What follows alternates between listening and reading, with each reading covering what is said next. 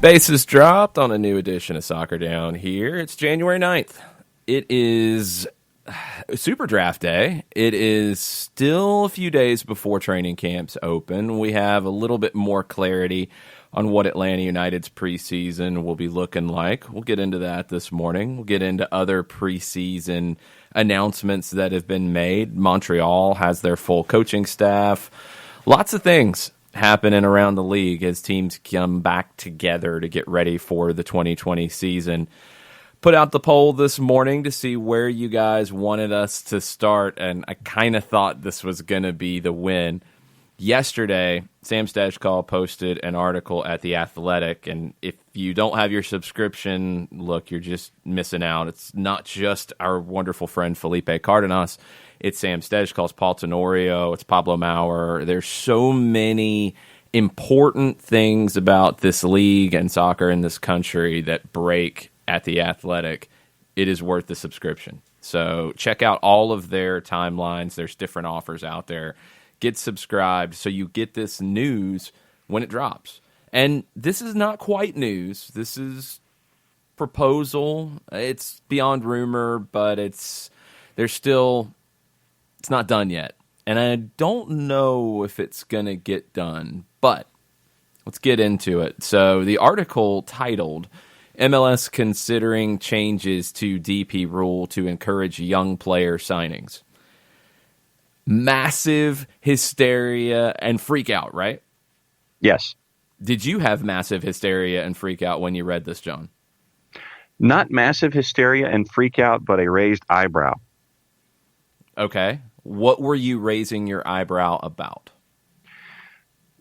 When I initially read the article, for me, it was the idea of saying that you had to do something.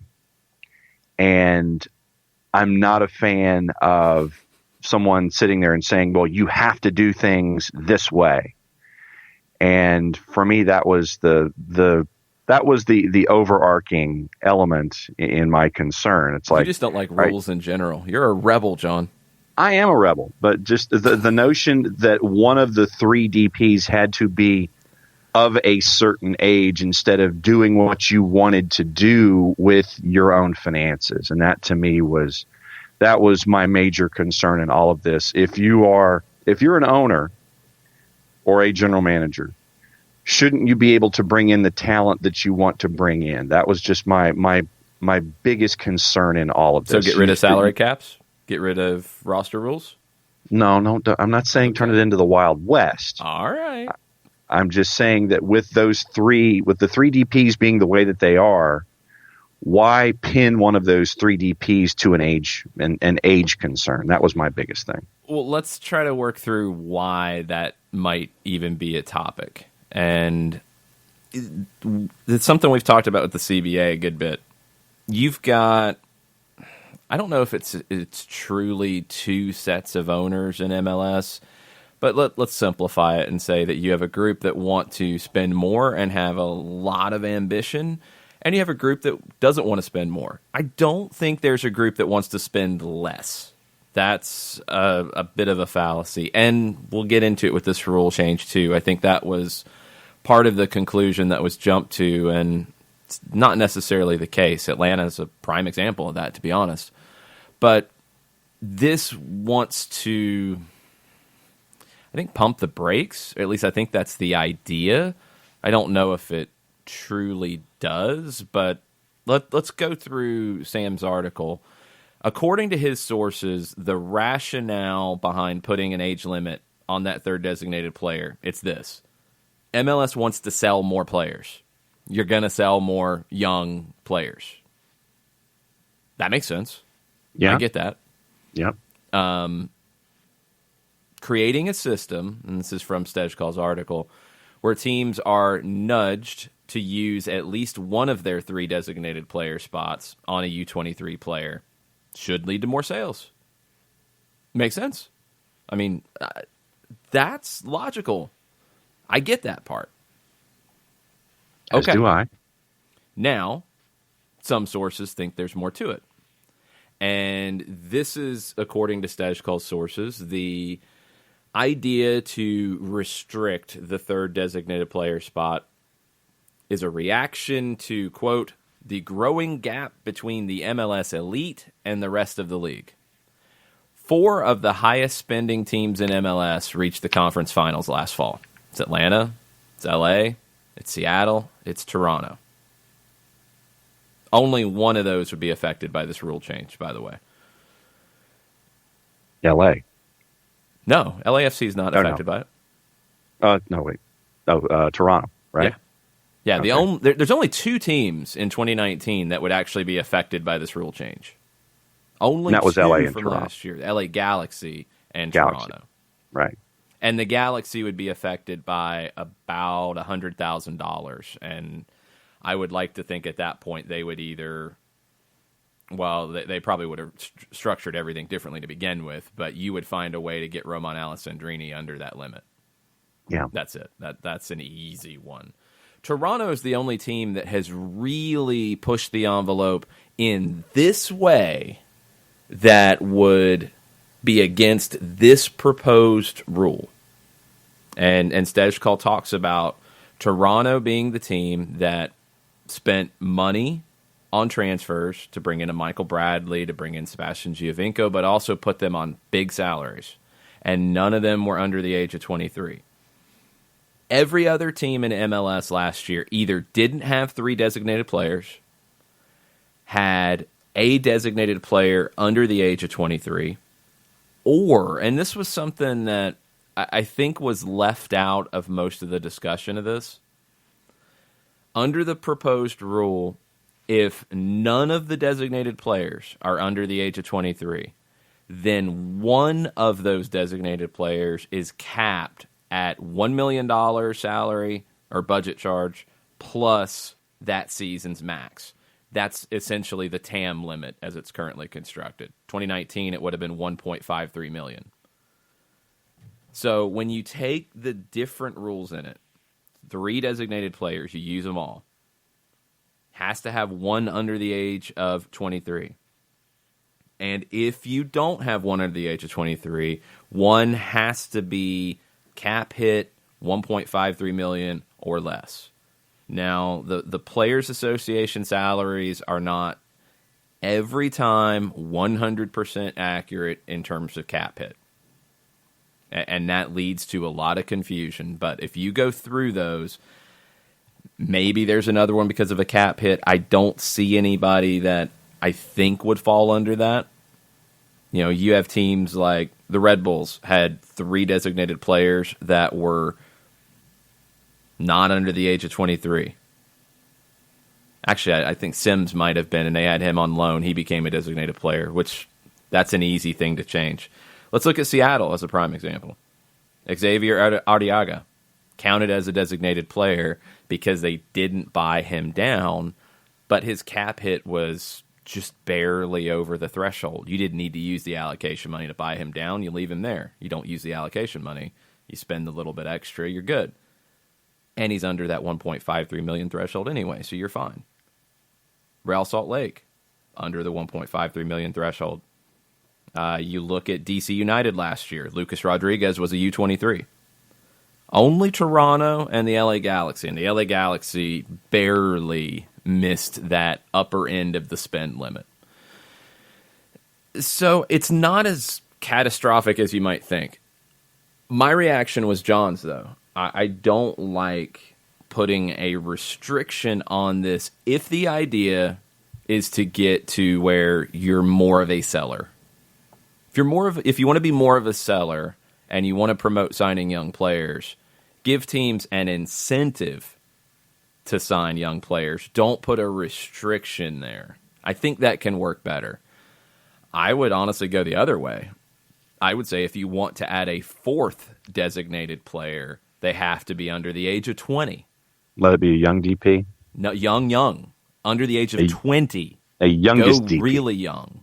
Go very young with it. If you want to add a 4th, okay, cool. If you want to spend that money, cool. We're going to let you spend that money because we think you're going to make that money on the end and make more, but you got to sign somebody who is under the age of 20. If you really wanted to do that end of it and promote selling, that's the way you do it. But if Stejskal's other set of sources are to be believed, it's not just about that. But if the owners who don't want to spend as much, if that's we just don't want to spend as much, we want to put restrictions on others, we want to throw the restrictor plate on this, we don't want to let Toronto do what they've done. Well, Toronto's gotten to 3 finals. They've won 1. They've lost 2. They got to a CONCACAF final, which I think everybody in the league would say is a good thing. Canadian championships, they've won a bunch. They won 1 supporter shield. They've been very, very good, but I don't know if you'd say they've dominated the league. And outside of them, the teams that have been with them over this last 4 or 5 years, Atlanta's signed young designated players. LAFC signed young designated players. Seattle hasn't always had a full complement of designated players, and when they have, they haven't had 3 big money designated players. So none of them really would be affected by this. So if your idea is to bring the elite back to the pack, nothing changes with this. So I don't quite know the true logic behind it. If it's to sell players, I think you can do that in a better way. If it's to increase parity, this doesn't do that. This doesn't touch that.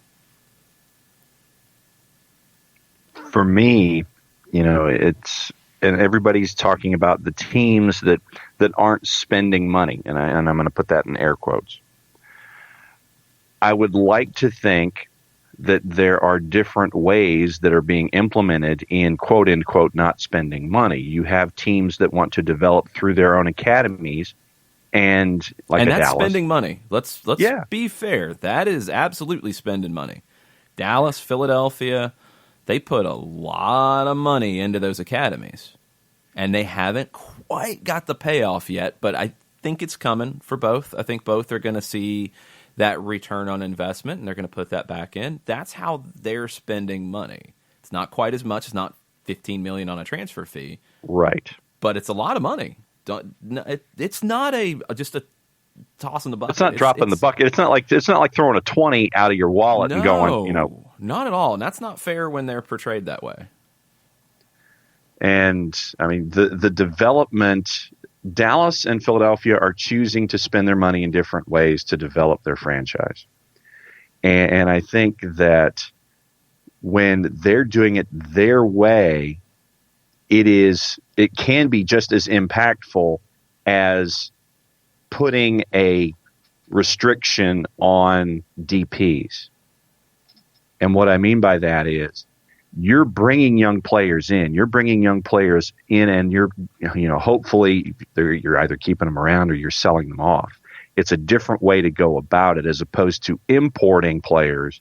You're bringing them up through your own system. And I think that a lot of folks are sitting there and looking at teams like a Dallas and a Philly and saying, oh, they're not spending money, but they are. They're just doing it differently. And they don't need that restriction that is being proposed because they're working internally with youth. It's inbound working its way out as opposed to importing and trying to do something in a different way. Yeah, for sure. But this is what I'm getting to. If Dallas and Philadelphia and Vancouver's been mentioned in this, if they're the ones pushing for this, thinking it's going to increase parity, it's not going to affect a bunch of teams. And there's no sign to think that, Atlanta, I guess there was a Luka Modric rumor, so yes, Atlanta's going to abandon signing young designated players. LAFC signed a teenager in Brian Rodriguez, who's one of the top young players in South America last year, but they're going to start abandoning that. Making these profits that they've made on signing these young designated players, they're going to abandon it and all of a sudden go and sign a bunch of 30-year-olds and pay them $10 million a year. That hasn't happened. No. Toronto's the only team that's pushed the envelope that way. And they did well with it. Obviously, they've been a very successful team, and they still are a successful team, and they're a favorite in the Eastern Conference. But that's the only one. The Galaxy have done it in the past, and they would have barely been over that limit for the third designated player salary, cap hit, what have you, in 2019. So, okay, 2 out of how many? 26 currently. This year. Now, Inter Miami, could they go that way? Oh, no, Inter Miami's going to buy a bunch of 30-year-olds. They're not. They already have a young designated player. So this idea, if the lower spending teams are coming into this and saying, this is going to be the way that we bring them back to the pack, this is going to be the way we compete, it doesn't change anything. It really doesn't change anything. Because then all Toronto's got to do is, actually, how they get compliant for 2020. They sign a young designated player. They've got a spot, which right now they're actually compliant because they don't have their full 3 spots. But if they go and sign a player who is 19, 20, and can then be sold down the road, well, then magically they're good. Now, if the LA Galaxy go sign Chicharito, which is being talked about, and we'll get into that this morning, then they're not going to be compliant. But that's it. Nobody else is really going down that road. This is why I'm a little confused by the reasoning here. Yeah. For me, it's just why put up the roadblock in the first place? It's not even a roadblock. That's the thing. It's not even a roadblock because teams should be signing young designated players because it's good business. It's not a roadblock. If teams don't want to do that and they just want to keep spending money like Toronto has, and they're not going to expect to see that return in investment later with a transfer out, I mean, that's their choice. If let they're that be on them. Right, but I think everybody is having that attitude and very like, this is awful. It's not. I don't even think it's that big of a deal because very few teams are doing what Toronto's done. If I'm Toronto, I'm going to be ticked. If I'm Toronto, I'm going to be angry. If I'm the LA Galaxy, I'm going to be angry. But both can course correct very easily. I just think it's time to take a step further. It's not. Don't even put the. You don't need the restriction. It's not needed because you have such a small number of teams that are actually doing what they're trying to restrict. What's needed if you want to increase buying players, selling players, developing players, bringing in transfer revenue is the incentive to go sign a young player and add a 4th DP, but make it the 20-year-old restriction. If you really wanted to do that, which would benefit the league on multiple levels, it would benefit the league in terms of future revenues if you're signing these guys in the right way and signing guys who are going to develop and the things that should be happening happen. But it's also going to improve the quality of the league because you're going to get more Ezequiel Barcos. You're going to get more Brian Rodriguez's. You're going to get more talented teenagers, and they're going to know because it's abundantly clear that they are being brought to MLS to develop and then move on for big transfers. That's going to get out, and that's going to increase players making the decision to come here. So I just don't think this idea solves anything. I don't think it really restricts all that much either. I just think it's an unnecessary thing to even be discussing at this point. There's better things to do to either increase parity or increase transfer sales. There's better moves on either side if those are the ideas. This doesn't really do anything. Yeah, for me, it just comes down to the idea of discouraging versus encouraging. And I think that your encouraging of the 4th DP of the youngest variety, I think, encourages the continued growth of the league. I'm not a fan of putting up something on a piece of paper that's written into a rule book that discourages something if it really doesn't impact what's going on. If someone wants to do something, let them do it, but at the same time, encourage a behavior And I think that would reinforce growth more than sitting there and telling somebody that you can't do something. Let them do something that they can do and grow things forward. I think that's the larger picture. I don't even worry about it like that. This is a distraction. This has nothing to do with anything that's actually important. It really doesn't, because it's not dramatically changing the league. You've already got most teams that are signing young players and looking to move them on, or they're developing young players in-house and moving them on. You've already got a lot of that happening. You want more of that to happen? Talk about it. Don't trash young players when they come into the league. Celebrate when these moves happen. Continue to push that MLS is doing that, but also don't just portray MLS as a selling league. It is a balance, and it is very important to maintain that balance. You know, if you watch how the Argentine league is covered in Argentina, it's not talked about in a diminishing tone. It's not talked about as, oh, well, it's not Spain, it's not England, it's not that big of a deal. It's not talked about in that way. It's talked about in what it is. A very competitive league, a crazy league, great rivalries, great fans, great young players, great stories. And those are told. It's a great model for MLS. I don't think MLS wants to be as young as the Superliga. I think they do want veteran players. They want veteran American players.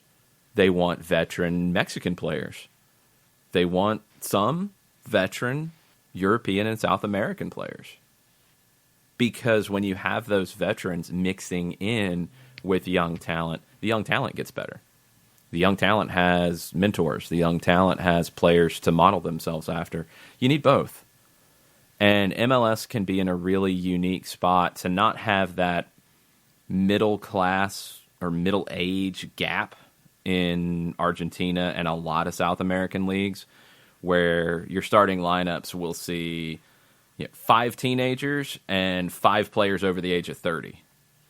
You don't have 25-year-olds, really.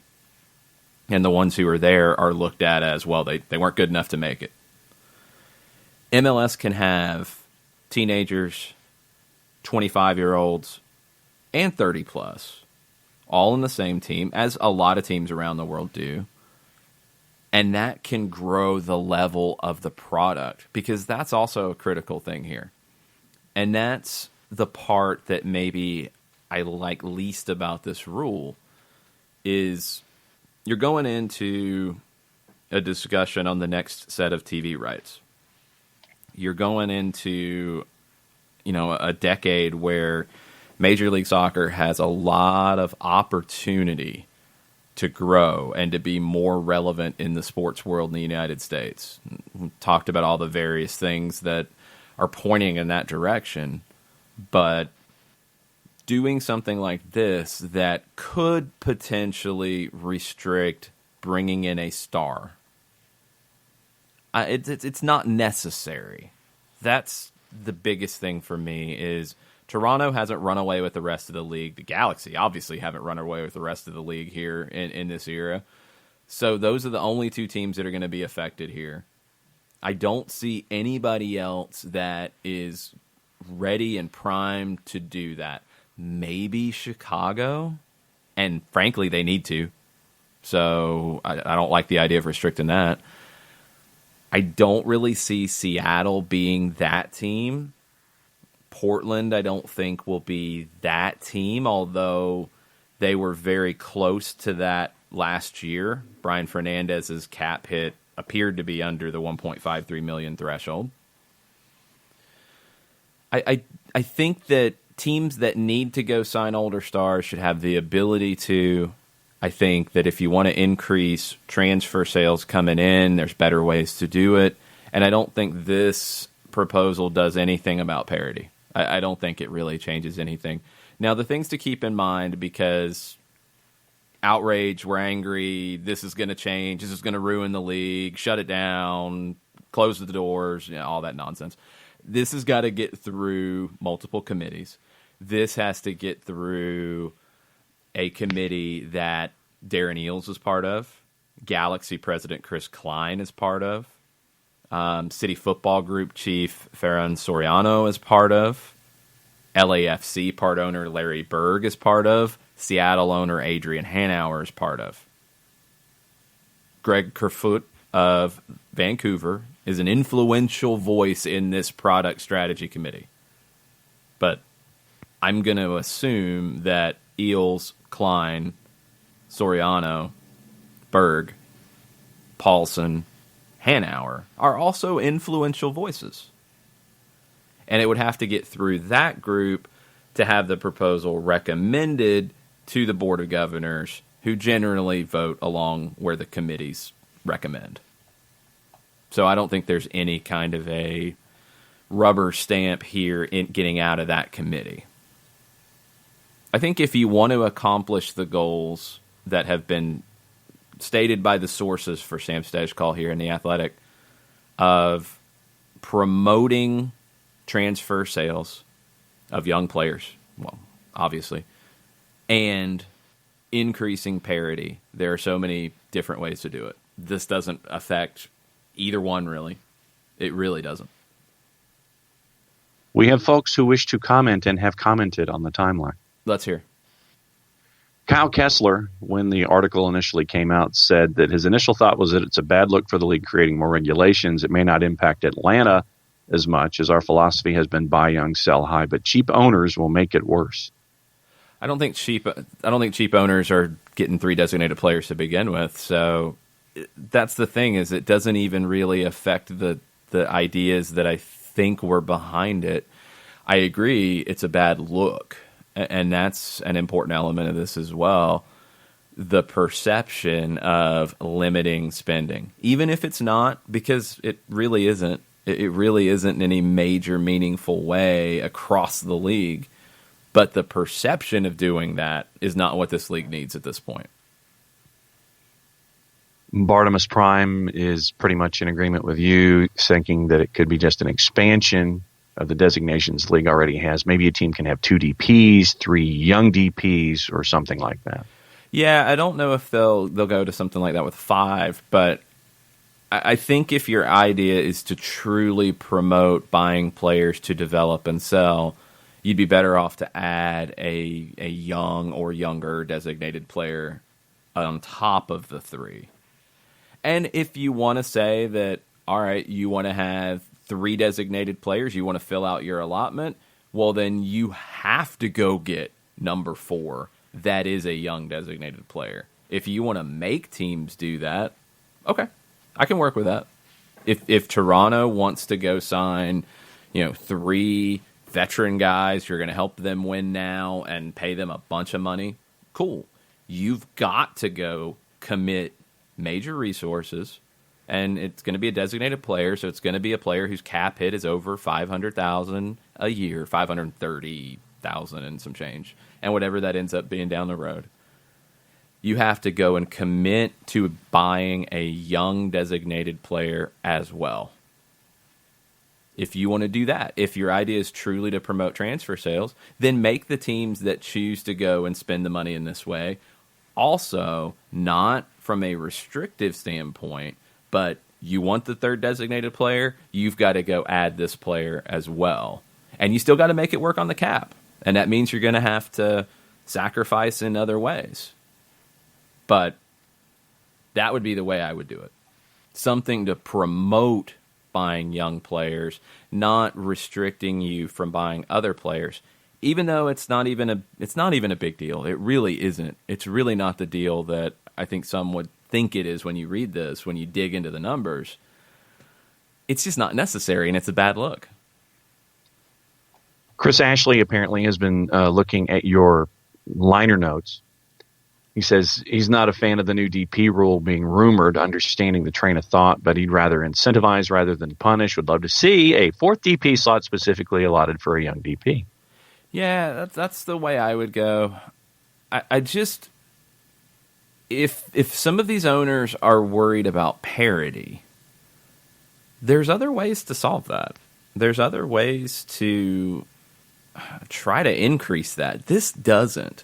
I don't think you increase parity and more importantly, increase the quality of the product by trying to create rules in this vein. I don't even think this is a good suggestion in that idea, but in this idea of being restrictive, I don't think you accomplish everything you want to do. You want to increase parity. I mean, I don't know if you truly do, and I don't know if there's enough of the league that truly wants to do that. Because to do that, you're going to have to do one of two things. You're going to have to either create a higher basement on spending, you're going to have to make teams spend more, or you're going to have to make other teams spend less. This doesn't exactly do that. It affects two teams in spending less, but it doesn't change LAFC from being, one of the best teams we've seen in MLS history. It doesn't change the Red Bulls supporter shield in 2018. So 2 of the last 3 supporter shields wouldn't be affected by this. It wouldn't even be touched. And that's probably your best way of looking at overall quality and effects on parity. I don't know. I don't know where the league and specifically those types of owners want to go. You can't. I think the car's too far down the road.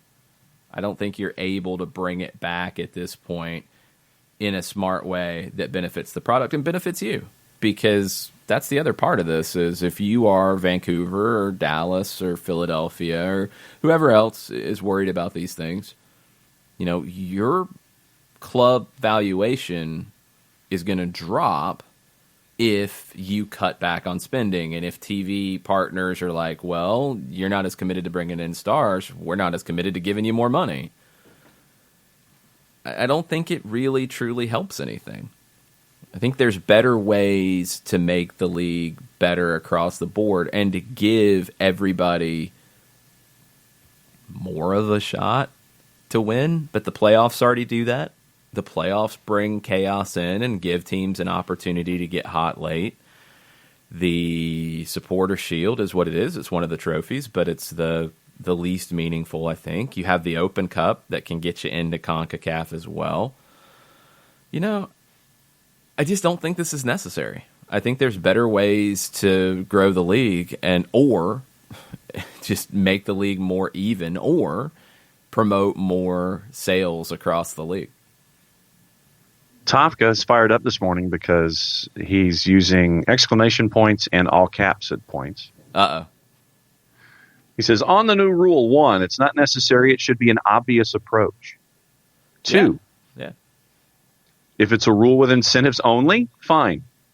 3, if the rule requires, in all caps, teams to do so, absolute crap, in all caps. But that's what I'm saying. Like, you would react that way if you've got 12, 15 teams that have to change how they operate.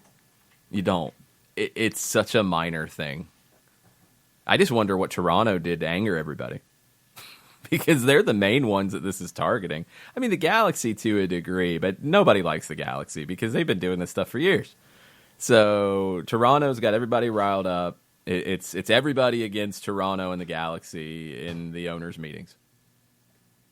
And then 4, if the rule requires, in all caps, sale of a player in a certain time frame, all caps, absolutely insane stuff. And that's not the word that he used. What? I don't know where that's coming from. I mean, I don't either. This is where you can't jump to conclusions. And I saw some people say, well, what happens when the player gets to 23 or 24? If it's 23 and under, or if it's under 23, whatever. I think it would be kind of silly for the league to say that, well, you got to sell them then and take a loss or whatever. I think there's probably a much simpler way to do it where, I mean, first off, the first thing that comes to mind is your contracts would end at that point, and if you want to keep them, you got to renegotiate. And you've got the opportunity to sign them to a TAM deal that's basically the same thing they're already on and keep them if you want, if you can't sell them. But the idea would be to bring in that young player and move them on before they get to that point. So it's easy to look at stuff, really anything in the world these days, but especially this kind of stuff, and go full outrage. But take a minute and let it sink in and dig into it, because it's not even that bad. It's just not necessary. It just doesn't accomplish any of the things that it is reportedly tasked with. It's not going to necessarily promote more sales, or because let's say you're one of those teams. Let's say you're one of those teams that says, you know what, we don't want to sell players. We don't want our fans to like a player and then say bye. We want to keep players for 15 years. We don't ever want to sell a player. Let's say you're one of those teams. How do you handle this rule? Well, one, you're probably not spending a ton of money to begin with, but how do you do it? Very easy. You sign 2 guys to $20 million salaries, and you pay them as much as you want. You go sign Lionel Messi and you go sign Cristiano Ronaldo. Boom. Instant success. This is the Chicago Fire way to go win everything and be rule compliant here if this happens. So you go sign Messi, you go sign Ronaldo, and then you go add, let's see, who could you add that would make sense under that? Last year, you could have had Bradley Wright Phillips on your books under that $1.53 million threshold for your third designated player. You could have had Leandro Gonzalez-Perez on a designated player deal, not buying him down, just leaving his salary cap hit as it is. You could have had him in your team, along with Messi and Ronaldo. See, it's not that hard. It's really not. What Toronto would have had to do, well, right now Toronto would be fine because they have 2 designated players. If they sign a third, if this new rule went into effect today, they would have to sign somebody who is under the age of 23. Or, and this is the other part that it has completely been dropped off of the discussion, or that third designated player has a cap hit under $1.53 million per year. So under the max TAM threshold. And there's a lot of quality players in this league that are under that. There's a lot. So there's ways to make it work. There's ways to still be competitive. It's just not even a well-written rule to do any of the things that Sam's sources are saying they want to do. It doesn't accomplish any of those. It doesn't make the elite pack come back, because the only team in that elite pack that is mentioned in the article and really has been elite over the last 3-4 years is Toronto. That's the only one that would be affected by it. The Galaxy haven't had any success with going down the road that they've went with. So that's not even that big of a deal for them. In promoting sales, there's better ways to do it. There's better ways to do it. As many people have suggested, you want to promote more transfer sales, then get rid of the league cut on it and give that money back to the teams. Or you don't want to do that, let teams convert more of that transfer profit into allocation money and increase their cap. Because then if I'm a Dallas, Philadelphia, Vancouver, and I'm like, man, I'm not going to go and sign Lionel Messi and Cristiano Ronaldo or Zlatan or Chicharito or whoever, but I'd really love some more cap space to work with to get more guys in that $300,000, $400,000, $500,000 range. If I sell guys and I can convert more than $750,000 to increase my cap, if I could convert 1.5 million, 2 million, as much as I get in profit, well, isn't that going to promote sales more? Mm-hmm. So, I mean, there's better ways to promote sales. There's better ways to limit spending, and none of this affects the MLS Elite category because look at who has made those contributions for these teams. Miguel Almiron with Atlanta winning 2018. You know, LAFC setting a new record, having one of the best teams. Diego Rossi, Brian Rodriguez. Guys that made them rule compliant with this rule and helped them be elite. You can actually go sign big name, big money, designated players under the age of 23 who can have a big impact. So it doesn't address that side of it either. If this is the idea for those owners to make the league more competitive and to promote whatever, or they're using that discussion to try to make the league more competitive, it doesn't do anything. It's a waste of time. It's a meaningless distraction. And it's bad PR. That's the worst thing it is it's just bad PR. Because it makes it look like you're trying to cut spending. You're not truly. But it has the impression that you are. And that impression is not what the league needs right now. And Tofka, to wrap up, did agree with you. Proper approach was to incentivize, and he liked your fourth DP of the youngest variety. Yeah, if you really want to promote that, that's what I would do. Tofka said that he had read some responses that suggested a sale in a certain time frame. Look, this isn't the full rule. I think people are going to jump to conclusions, so you don't know how they would handle that point of a player aging out of, you know, if they get to 23, well, then you have to get cap compliant, whatever. That's minor. Like when you create a rule, you can create those sorts of things. I don't think you're going to grandfather somebody. You're just going to say that then you're going to have them on a deal that makes you roster compliant once they get to that point. It's the same now, essentially, as you want to keep somebody who was a young designated player and had a cap hit of $150,000. Well, then when they age out of being a young designated player, you've got to be able to fit them under the cap at their $500,000 hit. And it's essentially the same thing. It's not a huge change. You can't require a sale. That doesn't make any sense. It's just foolish across the board, and mainly because of the perception. Because I don't think it really changes anything. I think it's the perception that's damaged the most. Thomas Gwynn this morning disagrees that the potential DP change doesn't touch parity. It's a restriction on how much teams can spend, full stop. It has an exception for young DPs, but it is an additional limit that doesn't currently exist, and he continues. But here's what I'm saying.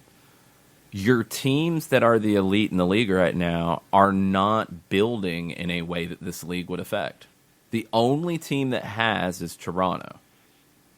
That's it. And they haven't won every MLS Cup. They've won one.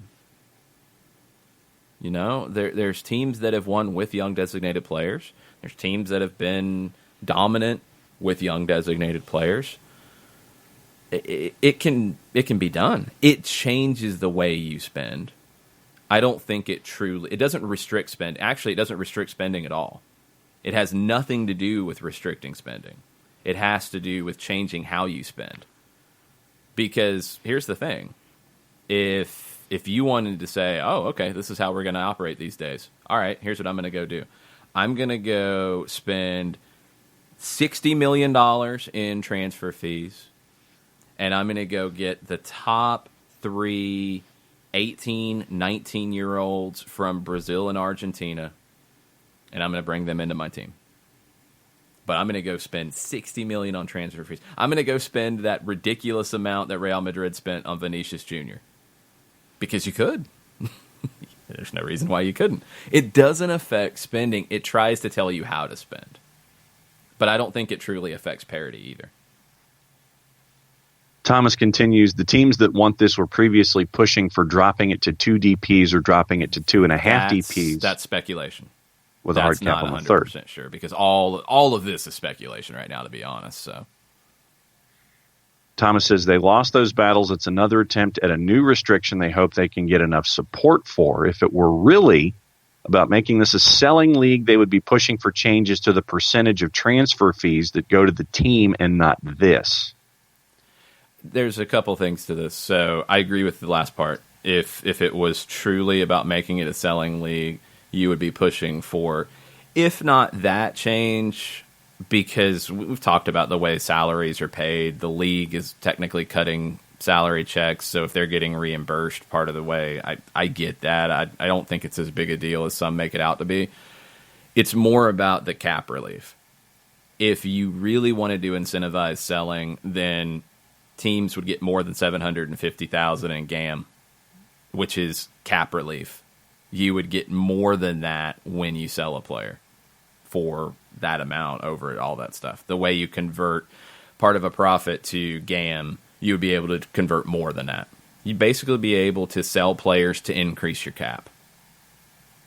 And that would be a better way to promote selling. But here's the other part, and this is the important part that I've been trying to stress.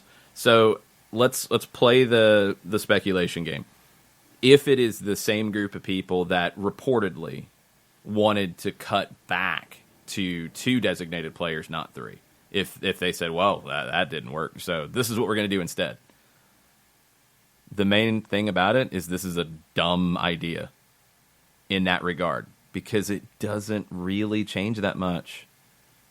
That would have cut spending, because that would have taken up to, and not every team has 3 designated players, but that would have taken up to 26 players out of the league that are at that. But then you start to get realistic and you look at teams that don't sign 3 designated players, but also teams that have designated players that could be bought down with TAM, GAM, what have you. So you would be taking players out of the league, but not a dramatic amount. The 2 designated player thing was never going to fly. This one, it just changes how a team could spend. But if you want to tell me that you could not go get, let's say I'm going to commit $20 million. I've got 2 guys and I can't get out of contracts. I'm stuck with them. Let's take Toronto, for example. So I've got Josie Altidore, who I re-signed. Like him, want to keep him. I've got Alejandro Pozuelo. It's been a hit. Michael Bradley, now on a TAM deal. I've got space to work with. I got a designated player spot. Okay, but now this rule goes through, and I can't go sign... Who were they linked to? A Portuguese winger that was 25 that probably would have cost $5 to $10 million. If you're going to tell me that you can't go and get a 20-year-old on a 3-year deal, take the same money you were going to spend on the 25-year-old Portuguese player that has gotten some national team caps, if you were going to take that money and take it to a 20-year-old or an 18 or a 19-year-old, sign them to a 3 to 5 year deal to be compliant, you can get just as much quality. You can. So it doesn't do anything to affect parity. All it does is it tells teams to spend in a certain way. And I don't think that's necessary. I don't think that accomplishes any of these things. If it's about parity, you're not doing anything with parity. Because you could spend more if you want to, you just have to spend it in a little bit different way. If you're trying to do it to increase sales, yeah, kind of, but it's already heading in that direction, and there's better things you could do to incentivize sales. If this is their solution, if this is the whatever ownership groups that want to cut spending and increase parity, if this is their grand solution, they failed dramatically because it doesn't do anything. It doesn't do any of the things that they're thinking it would. Thomas actually, and once again, agrees with you. It doesn't create better parity, but he doesn't for a second think the rule is being suggested with any motivation other than limiting spending. It doesn't. It doesn't affect spending at all. It does not affect spending at all. That's the important thing here. It does nothing to limit spending. It might think it is, but it doesn't. It doesn't. There's nothing stopping a team. If Toronto said, oh, this is the game we're going to play, all right, fine. I'm going to go spend $40 million on the top player from Argentina that's 20 years old, and I'm going to bring them here, and I'm going to pay them more money than any team in Europe would. And then when they've won 3 championships with me, I'm going to sell them, and I'm going to make those European teams pay me a ton of money. Like, you can still do that. Instead of spending, I don't remember what the reported number was they spent on Bradley with Roma. I want to say $5 or $6 million to get the transfer done, and then $5 or $6 million in salary. If they couldn't do that, and he was one of the first, so he's not the right example here, but just follow me. If they couldn't sign the veteran player that you want to fit that role, you just have to reallocate. You have to, if you have that budget, you have that amount you can spend, and you can't spend it on this player. You have to go somewhere else. You can still spend the same amount. So it doesn't do anything to limit spending. If they think it is, if that's their intent, they're failing dramatically, and they might need to get better lawyers to write rules. They can go hire Tafka. He might be able to write rules better, because this doesn't change anything. Bradley was sold outright for $10 million to MLS. Okay. It was one of the first. It doesn't really matter, but okay, you take that money and you go spend it on, I don't know, look at all the different players that have been linked. Go spend it on Brian Lozano. That'd be pretty good. I think he'd do okay. There's plenty of ways you can make it work.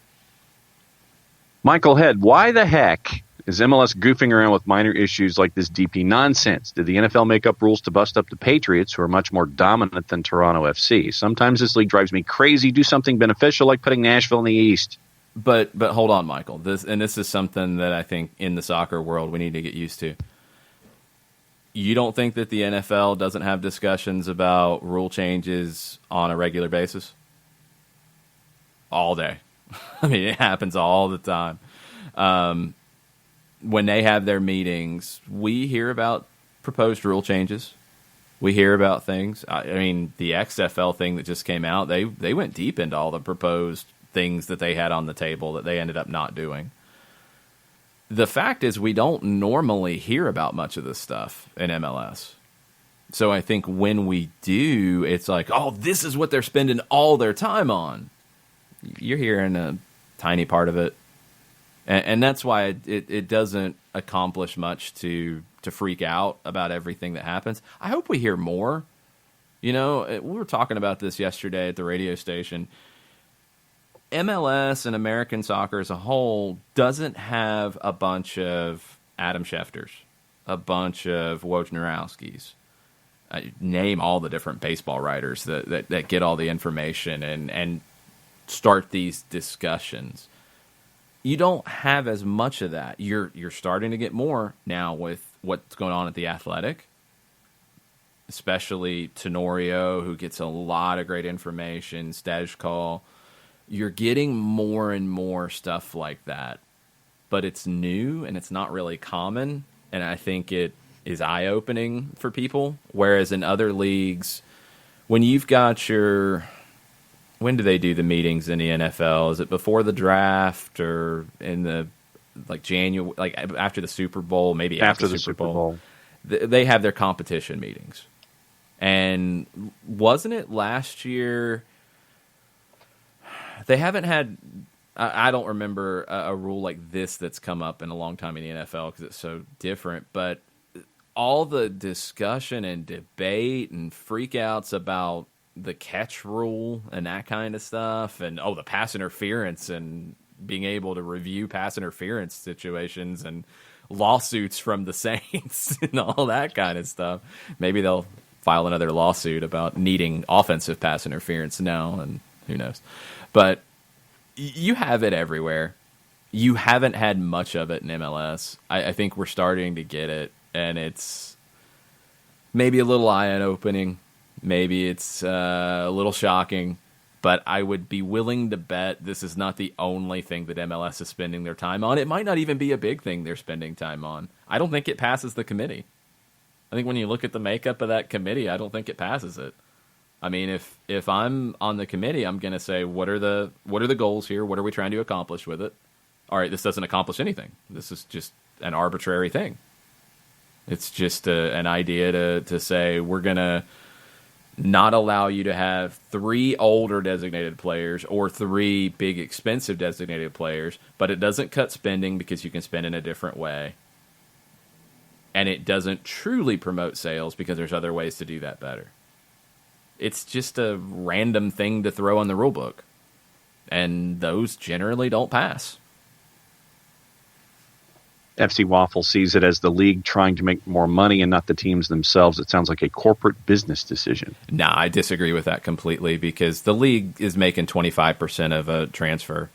They're not making that much money. That doesn't fund the league. That has nothing to do. And the league, it's not going into Don Garber's pocket. It's a single entity. Everybody owns the same amount of the league. So that doesn't work because it's not one person that's getting rich off of it. It's going back into the league, which is owned by everybody that owns a team. So they're benefiting.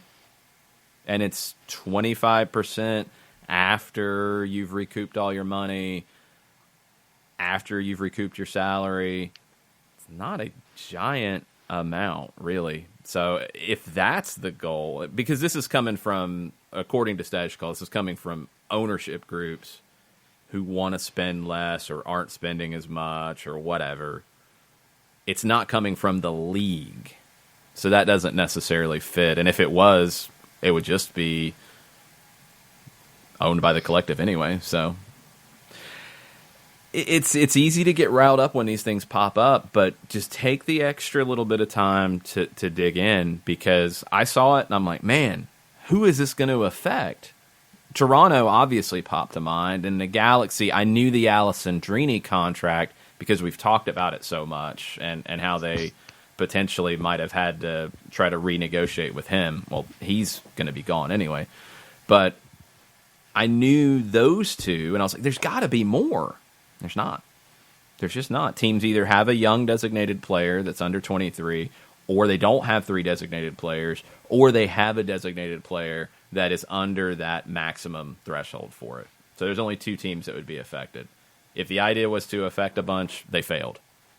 So I just don't think it's even a good rule to accomplish anything. And we'll have to see how it goes. I don't expect it to pass. I don't expect it to be an issue after the outrage dies down. I really don't. I think it's a bad look that it's even being discussed.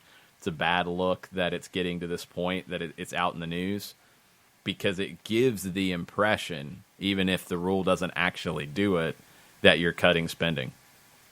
And that's not what you need to be. That's not the impression you need to be given right now. Not when you've got teams that are wanting to spend big money on players like a Chicharito, which we'll talk about after a short break. Looking for future leaders we can trust and believe in? Look no further than the high school student athletes right here in Georgia. High school sports teach young people how to be effective leaders. It begins by making their grades and being on time for practice. It includes learning to listen, following directions, accepting responsibility, being a good role model. And it's about respect for officials, opponents, the rules, and each other. The result? It transcends sports. It gives us hope for the future. High school sports. There's so much more than just a game. This message presented by the Georgia High School Association and the Georgia Athletic Directors Association.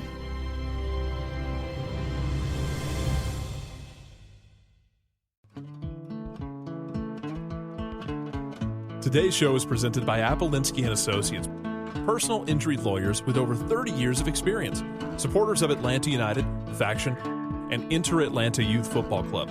If you've been hurt in a wreck, contact Steve today at steve@aa-legal.com or call in 24/7 at 404-377-9191. The initial consultation is free. We know that every driver is different, and a one-size policy does not fit all. That's why Country Financial offers a variety of discounts, so you get the coverage you need and the savings you deserve. From good driver to good student, multi-policy to multi-car, we've got a discount to suit every driver. Call Jason Wright at 678-568-6871 today to see what you could save. On Facebook at Jason Wright Agency or by phone at 678-568-6871. Discounts vary by state. Policies issued by Country Mutual Insurance Company, Country Preferred Insurance Company, or Country Casualty Insurance Company, Bloomington, Illinois. You're listening to Soccer Down Here daily on SDH Networks, a division of OSG Sports. Find us at Soccer Down Here on Facebook and Twitter. The time is now the top of the hour. Peep, y'all.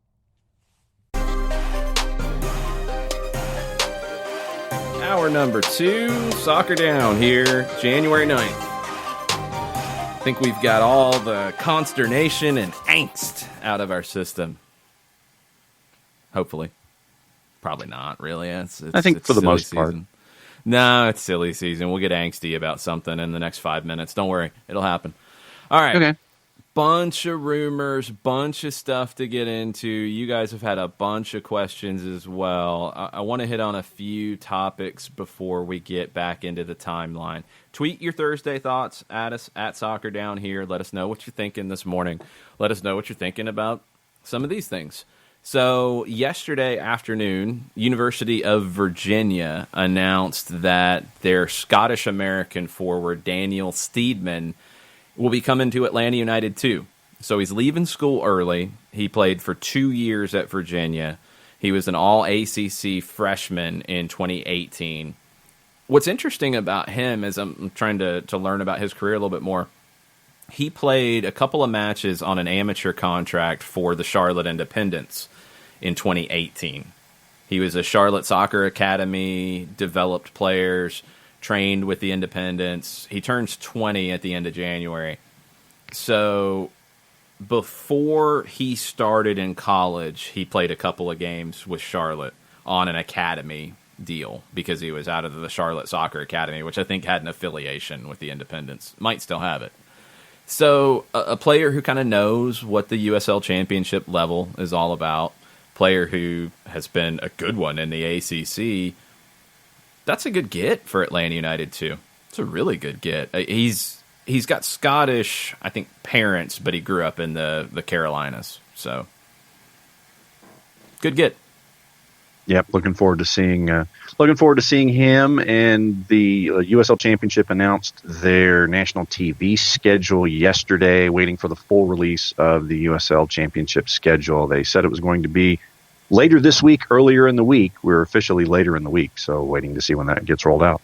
Yeah, it could be any time at this point. Today is the SuperDraft in Major League Soccer. It's probably the least anticipated SuperDraft. Part of it is the way they're doing it, which is different, and maybe this will increase interest as we go because Bob Williams, Bob75 on Twitter, correspondent for @SportBusiness. This is a huge production that MLS is doing. So 20 different video feeds are coming into ESPN. 9 of the top 10 prospects will have cameras embedded on location. You're going to have cameras in club SuperDraft rooms. SuperDraft. Yeah. No Nashville. Why does Nashville's room not get a camera? What's up with that? Come on. Miami, Orlando, Houston, Montreal, Dallas, New England, Toronto, Atlanta. Coaches scheduled to be interviewed: Thierry Henry, Tab Ramos, Oscar Pereja, and either Paul McDonough or Diego Alonso. Pretty cool. I like it. And a minimum of one owner is scheduled to be part of the broadcast. So it's the Super Draft, and it's about where these players get drafted, and it's about who gets drafted. But I think it's probably going to have a bit of a feel of a season preview, too. So this is going to be worth your time. Either live, starts at 12:30, or later on. And you can watch it on all the MLS digital channels. Is it on ESPN Plus as well? Efforting. I think it is, but definitely on all the MLS channels. Hold on, I've got it. It's on ESPN Twitter. That's going to be the way you can watch it. Okay. So it's also on I guess, ESPN's YouTube and everything there. But that's going to be shared through the MLS ones. So 2020 SuperDraft, 12:30. Miami's got the first 2 of 3 picks. Nashville picks 2. Miami's 1 and 3. Then it's Vancouver, Orlando, New England, Columbus, Houston, Montreal, Chicago in your top 10. Atlanta picks number 23, and they don't have a second round pick. That was part of the Darlington Nagbe trade. It was acquired by Columbus on November 26th. No, that's actually incorrect. The link goes to the Justin Merrim deal, so it was part of the Merrim deal. That's what it was. All right. So 1 pick for Atlanta, 23. I think you're going to get somebody who will probably mostly play for Atlanta United too. And that's kind of what you're shooting for here, a player who can develop, a player who, like we've said yesterday, could be changing positions and needs some time, a player maybe from a smaller school that's not as well known. Wouldn't surprise me if it's a player who has some international experience, maybe even has played in an academy and then came to the U.S. to go to college. Those players transition maybe a little bit quicker to the pro game. So be curious to see how that works out. But 12:30 should be a fun, watch, because I think it's going to end up being more of a preview than just the draft. A couple other bits of news from yesterday. Keaton Parks back to New York City. It's done. Permanent transfer from Benfica, multi-year deal. We wondered who Ronnie Dyla was going to play next to Alexander Ring. Well, he's got Keaton Parks back. So you pretty much have the same lineup that was the best in the Eastern Conference last regular season. He's got a lot to work with. I think he's going to be just fine. Vancouver introduced their new CEO, Mark Panis. He is coming with experience from Roma, but also experience from the New York Knicks. I thought the interesting thing about what he had to say was he wants to take Vancouver to a higher level, but the way he talked about it was interesting. He said, I'm a big believer of a marquee club in marquee cities, and it's unquestionable that Vancouver is a marquee city. It's part of the Commonwealth, so there is a 50-plus country network that we are going to be able to have a presence in. Then it sits on the Pacific Rim as a gateway. This is the city that has a very unique combination. It allows us to reach into Asia for fans and players. It allows us to reach into the Americas for fans and players, and it allows us to reach into Europe and Africa. It's a very unique combination. I don't think anybody has looked at what the Vancouver Whitecaps could be, even members of the Whitecaps organization, in that kind of way. And hearing that's fantastic to hear that kind of stuff. So let's see how you want to implement it. I know that I knew it was coming. People. I'm looking at the New York Knicks. Just don't be like the New York Knicks. Well, what about Roma? Doesn't the 6 years of Roma mean something? That's a Nick Leafy question, sir. No, John. Don't give me that. Roma has been run far better than the New York Knicks. That's obvious. True. And I don't think Panis had anything to do with picking the awful players and coaches that have come through Madison Square Garden. Yeah, I think that's just my makeup, where I gravitate toward the negative instead of sitting there and looking at time. I'm shocked. Yeah. But hey, all right. I was waiting for it. You've won my press conference. Let's see it happen. Nothing's ever good enough for John Nelson. I like it. No. Damn it. All right. Is Chicharito good enough for you? According to Max Bretos, no. No, I asked if it was good enough for you, but what did Max Bretos have to say? He put a bunch of water on this one. Well, let's also remember a couple things. Who does Max call games for? Oh, yeah. The crosstowners. Yeah, and who? So the one team that wears black and gold is not chasing Chicharito. The other team is. And Kevin Baxter's tweeted about it from the LA Times. This is what he tweeted about the possibilities here. So Chicharito is half a season into a 3-year, $9.7 million contract. That's manageable. That's MLS types of salaries. That's manageable. Transfer fee that Sevilla paid, reportedly $8.55 million. They're going to want to make money. Let's start at 10. He'll be 34 when the contract ends at the end of that 2.5 years. Okay? Dennis DeClose told Baxter he went from West Ham to Sevilla and he's been there for 4 months only. That makes it a little bit hard for both player and club. I think that's going to be a challenge. The reports are that there are Galaxy representatives in Spain trying to get a deal done. What did Max have to say on the water throwing on all of this to dampen it down a bit? Chicharito has made it clear in past he doesn't want to come to MLS at this time. West Ham, Sevilla, I don't think the money matters as much to him. I will add this to the list of signings I would like to see but won't. Okay. That's true. All that is completely accurate. So, I think West Ham should have used him more. I don't know why they didn't. I think Manchester United should have used him more. I don't know why they didn't.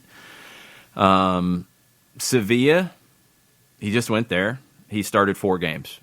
He's played in 9. He's not playing. He didn't play much at West Ham before the move either. He played one start, 2 games.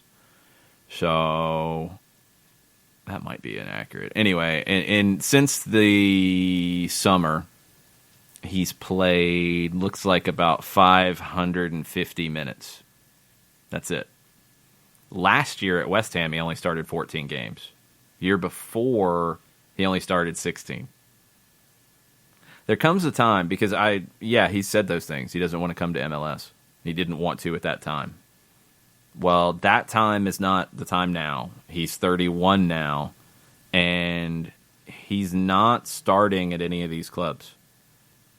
The last place he started 20 times was Leverkusen, 16-17 season. He hasn't played over 30 league matches anywhere. Even Manchester United used him primarily off the bench. Didn't play more than 28 league matches in a season there. That's a long time ago. Mm-hmm. And he's produced. I mean, it's such a strange thing to me because he's produced with the minutes that he's been given. He's got 117 goals in league play, including Chivas, where he started, in 177 starts, and he's played in 316 matches. If he's happy coming off the bench, well, then he'll stay at Sevilla. And he'll continue to get paid, and he'll continue to watch from the bench. If he wants to play, I think coming to the Galaxy would be a perfect fit. If he wants to be the biggest star he has been since he left Chivas, and we're talking mega star, and I don't know if he wants that. If he does, it's a no-brainer to go to Los Angeles. The amount of Chicharito jerseys that would be sold, no-brainer. No-brainer. And it's going to depend on what he wants to do, obviously. I think Sevilla would make the sale. He's not playing. If you can turn a little bit of a profit, and this is something that they've done before where they bring guys in, they flip them quick and turn a profit, cool. If they can do that, I think they're happy. The salary is manageable for MLS, and if they have to throw more at him to sweeten the deal, they've got room to do it. Unless this new rule passes, then oh no. But they can make this work. It's going to be down to him. Yeah. At 31, I think it's time to consider it. If he had went to Sevilla and started every match and is in double-digit goals by now, different conversation completely.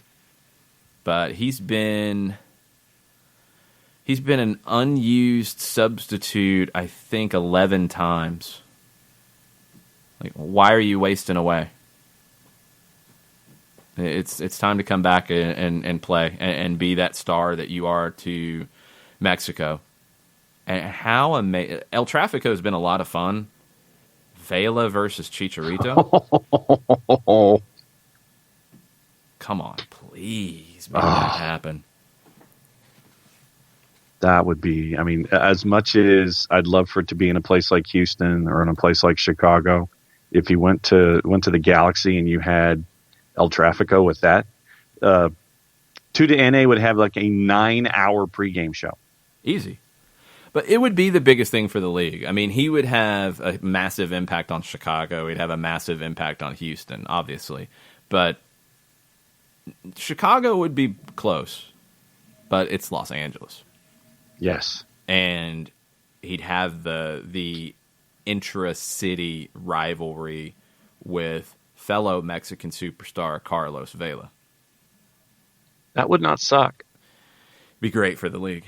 It'd be amazing for the league, and that would be the most watched game in MLS history. The first game between Chicharito's Galaxy and Vela's LAFC, because it would do an insane number on 2DNA. Mm-hmm. And they'd have to give that to 2DNA. They would have to. I know ESPN and Fox are going to kill for that one, but this is business, y'all. Yeah, you have to. You have to give that first game there. And, I mean, the secondary option, well, both would have the secondary option because they do put games on ESPN Deportes and Fox Deportes. But 2Day NA would destroy it. That would be one, honestly. For both, you would be smart to do a partnership. And I know ESPN and Fox would want to pump up Deportes and Fox Deportes, but, man, that would be one that you put it on both. Yeah. You put it on ABC and Univision. You just go all the way with it, and you set a TV ratings record. Mm-hmm. And then, boom, perception, big. Would love that. Underline, exclamated, italicized, bold-faced, would love that if he came to LAG. Yeah, I like it. Two other rumors before we get back into the timeline. Our friend John Sutcliffe of ESPN, he did not tweet that Andres Guardado was joining Atlanta United. I think he's still holding on to that from summer of 2016. But he is reporting that Miami is willing to pay $15 million to get Roger Martinez from Club America. I think he'd be worth it. That's a good get if they can get him. Roger Martinez, top scorer for Club America. Obviously, they need the attacking talent because that's where they've left their money to spend. They've got the money to spend. I'm good with it. If you can pull that off, go for it. Go get it done. Yeah. They're also chasing another young designated player, so they would be rule compliant too. We talked about it yesterday. Agustin Almendra. There's some updates on this. So Teise is suggesting it would be $10 million for 70% of the pass. So 70% of the sell-on rights. Boca would keep 30%. Matias Bustos Misha of CNN Deportes in Buenos Aires. Boca could be willing to do this, even though this is a player that they really like, as the players come up through Boca. They could be inclined to do it because they're trying to bring in other players for the run-in on the Superliga, where you've got, I think, 7 matches left. They might have 8. They might have a game in hand. I think they've got 7. So a very short run-in to finish the Superliga season, the Copa de la Superliga, and then next year's Superliga season, but also Copa Libertadores. And the biggest thing for Boca right now is winning a Copa Libertadores because they've watched River do it far too often. Boca has to win a Libertadores. And as good as Almendra is, he's not going to win them a Libertadores right now, not at 19 years old, not as he's breaking into the team. They would rather make the money, go get a veteran that can help them do that. That's what it's starting to sound like. Now, here's a little bit more on Almendra. Drawing frequent comparisons to Juan Roman Riquelme. League debut in 2018, 2 goals and an assist across 31 league appearances so far. He has played in the Libertadores 6 times. Reportedly, it's a $30 million release clause. And for those of you who are still getting used to some of this terminology, release clause would mean if Miami wanted to pay that and not have to negotiate with the club, well, that's the buy it now price. That's the eBay buy it now price. They're not going to do that. They're going to negotiate. And it's sounding like they might be willing to make the deal at $15 million.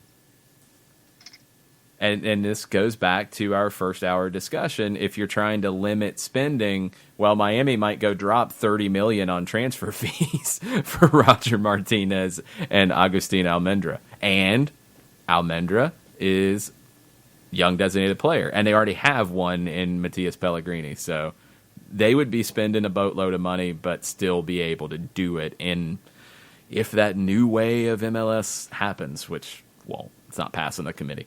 Anyway, that's the rumor report. There will be more. We actually had one just pop up. Miami is also linked to Lewis Morgan of Celtic. Didn't expect that one. Jarrett says, because Jarrett is our Celtic correspondent, that it'd be an interesting move. Morgan has stepped up in big games. Celtic's got a lot of bodies playing up top. They just don't have space to play everybody. And they've already made some moves shipping players out. So I don't know what kind of price tag we're talking about a Lewis Morgan. There's been a lot of pushback lately on Transfermarkt. I think that's the new cause in the American soccer Twitter sphere is don't believe Transfermarkt.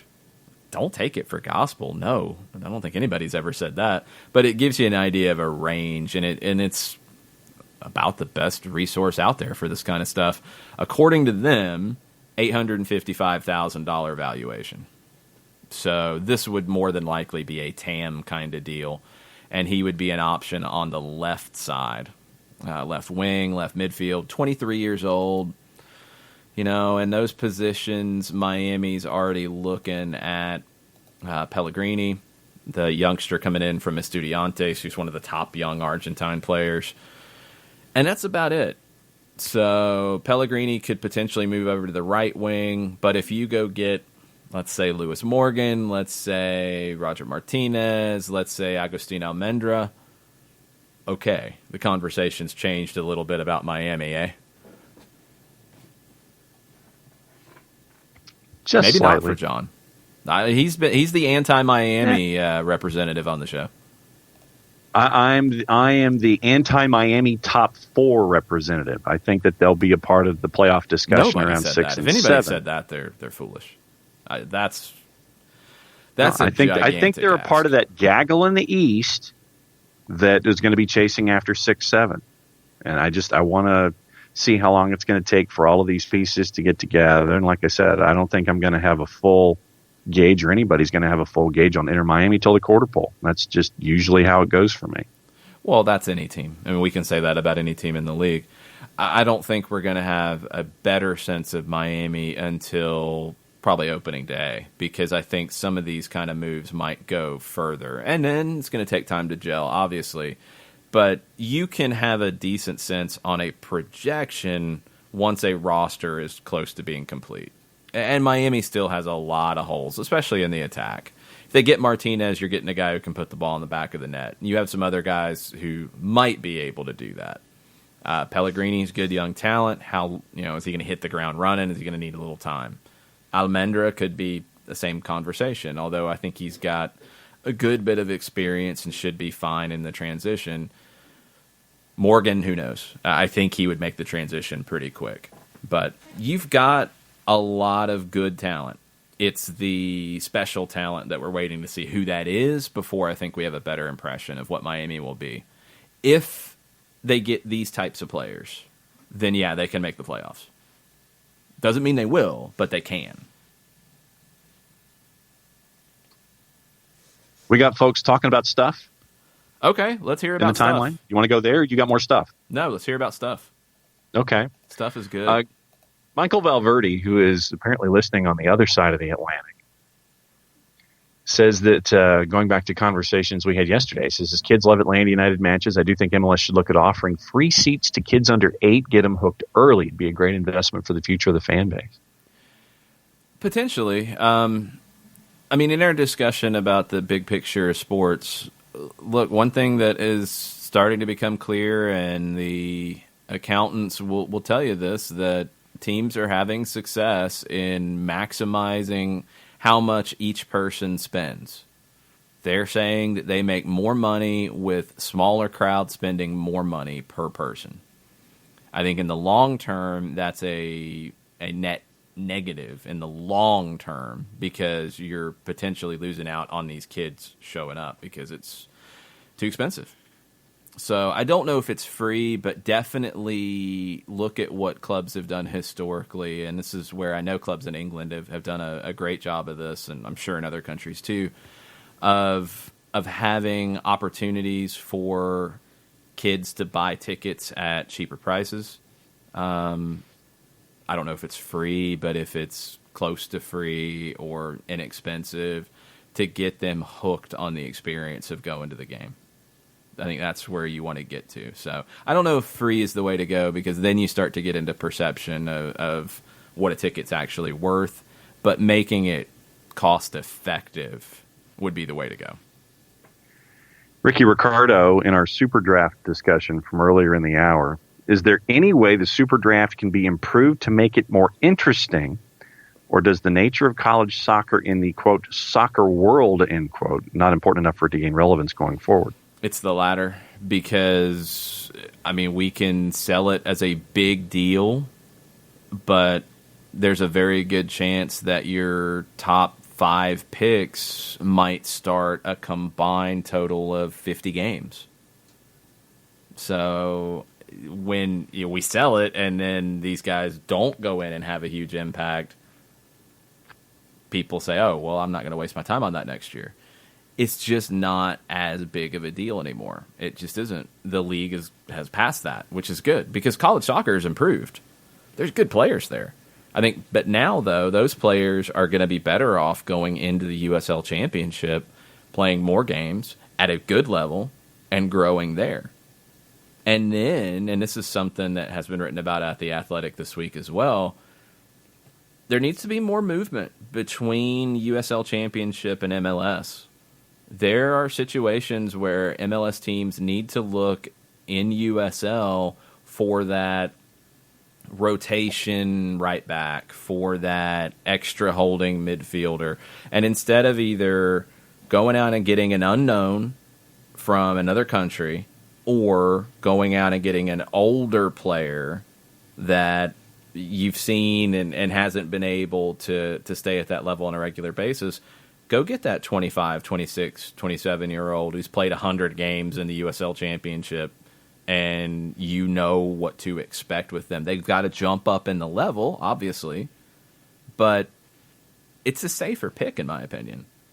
I think the USL Championship level's really improved, and while MLS is maybe too strong now for a lot of college players to step right into, the USL Championship can be a great spot for those players to get a lot of minutes and grow and develop and potentially then go into MLS and be in a better position to play.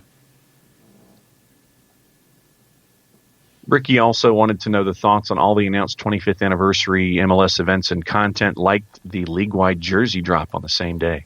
Yeah, let's get into that. They announced it yesterday. So you've got the MLS 25 logo, kind of cool. The digital stuff I love. So they're going to do a 25 greatest players in league history. And you've got, it says, fans, MLS greats, and technical staff select the top 25 players in the league's first quarter century. Love that. We'll be arguing about it. It'll be a lot of fun. Fans will help determine the greatest goal in the league's first 25 years. Always fun. Lots of great goals to choose from. MLS feature film, a definitive documentary about the birth and growth of MLS during its first 25 years. I hope it is really definitive. I hope it is sitting down with Sunil Gulati about what it was like to sign 100+ players for the league to choose from, and how crazy that process was. I want all that kind of stuff, and the growth and all the stuff. I hope it's really definitive. I hope it's not a marketing piece, but I have high hopes for that. El Toque Latino, a 3-part video series, exclusive interviews, rare archival footage showing the contributions and influence of Latin American players in 25 years of MLS. Make it bilingual, please, because there are plenty of non-Spanish speakers who need to watch that. And Legacy, could be a really cool one. 12-part long-form editorial series exploring some of the lesser-known moments and personalities that have laid the foundation for MLS's next 25 years. Love that stuff. All that's great. Okay, other things with this celebration. Everything's officially kicking off today with the draft. You're going to have the 25th season crest, which will be all over the place. You're going to have a 25th season celebration ball, which we've seen, and it's got blue and green colors, which is kind of a throwback to the first MLS ball. Like it. Very cool. February 5th, the league's complete collection of jerseys will be unveiled at New York City's Fashion Week, which is a big deal. I'm not up on my Fashion Week knowledge, but I know it's a big deal. I see stuff about it all over Twitter during that week. So I remember MLS will be Sex part and of the it. City. I didn't watch that, so you're going to have to fill everybody in on Sex and the City down here at 3 o'clock in the morning. You do have some people that are going to be involved in this. DeAndre Hopkins of the Houston Texans will be involved. Colin Hanks, actor and director. Canadian R&B duo Magic Jordan. So you've got some celebrity to it. You're going to unveil all the jerseys at one time. That's a little different. It'll be revealed across EA Sports FIFA channels after it's unveiled at Fashion Week, as long as they fix the leaks that have already happened. But, there's that.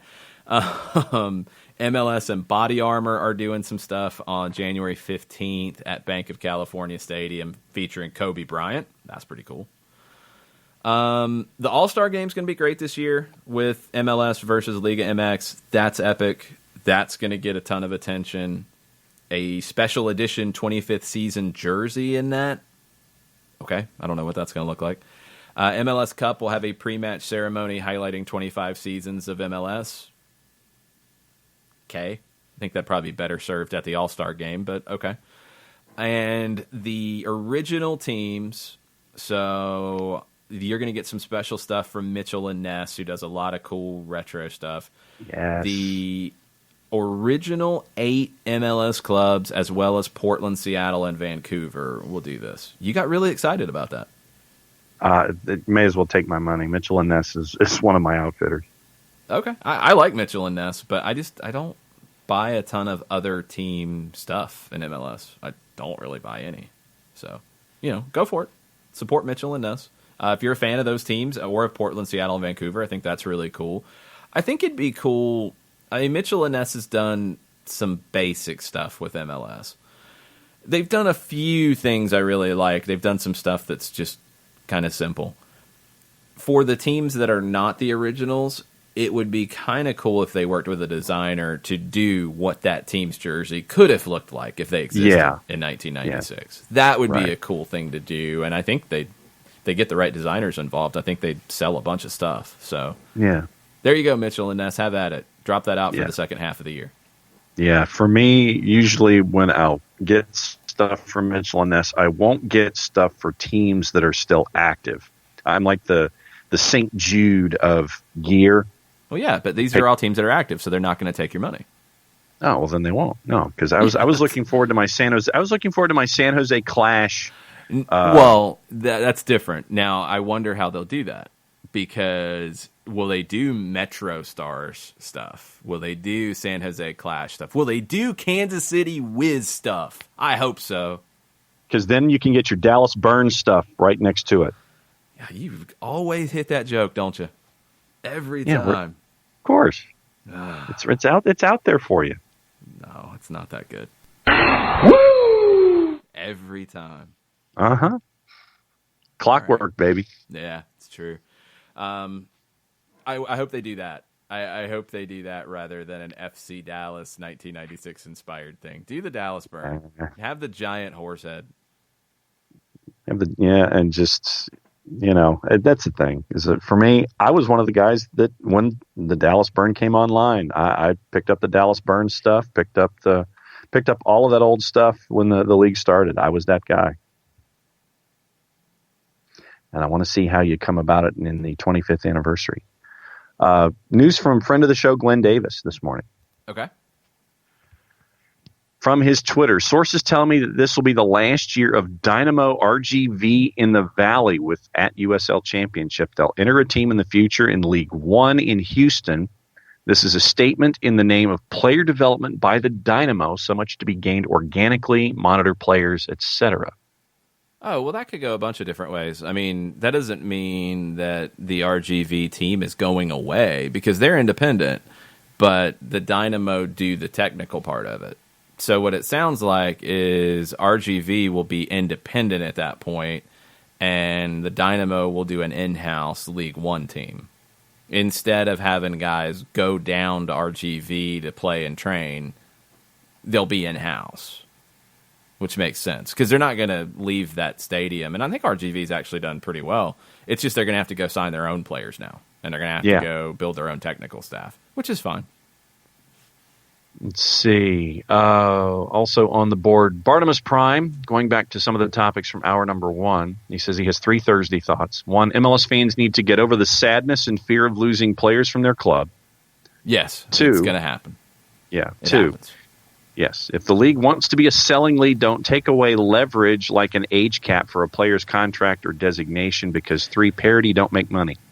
Neither one's really effective. We've talked about it, but I don't think it does it.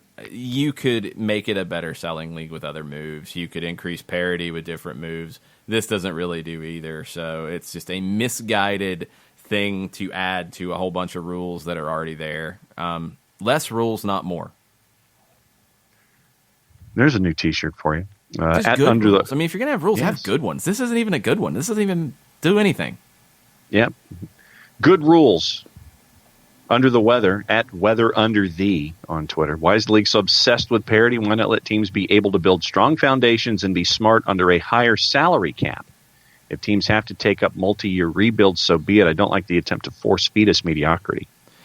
I think that's easy to say if you're not following one of those teams. And I think if you look at attendances and you look at long-term attendance effects by a team being bad, it's not good for the league. It's not good for any league. I mean, let's be real. It's not good for Spain. It's not good for Italy. It's not good for England. It's not good for Germany. It's not good anywhere in the world. When a team is bad and historically bad, people don't want to go buy a ticket. Don't blame them. Bad product, you don't want to go watch. So you would love it if everybody goes in with an opportunity to win. And you would love it if there are more teams that have a chance to win. I think any league in the world would. Parity is not a bad word. It's hard to force, and you can't guarantee it. But a salary cap in and of itself is good. Does it need to be bigger? Yes, I agree with that. And I also think they need a spending floor to be higher.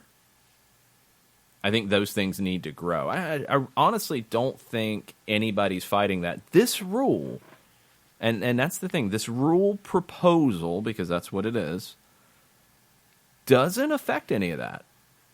I know it's easy to jump to the conclusion that it does. It doesn't. It doesn't restrict spending. It tells you how to spend a certain way. It doesn't encourage parity, really, because you're just moving the spending around a little bit. Doesn't mean you're getting a lesser player.